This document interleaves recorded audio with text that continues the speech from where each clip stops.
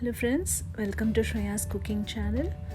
Today let's see how to make mango and peach smoothie bowl.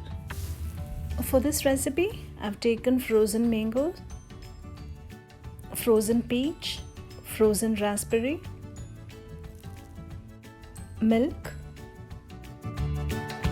and for toppings I've taken sliced banana, raspberry and granola.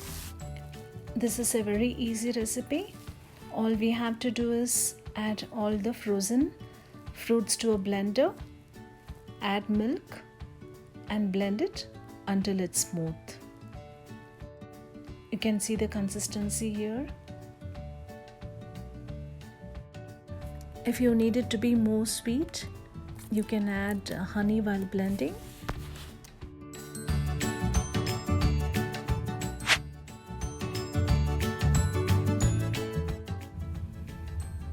Mango and peach smoothie bowl is ready. This is a very healthy breakfast recipe.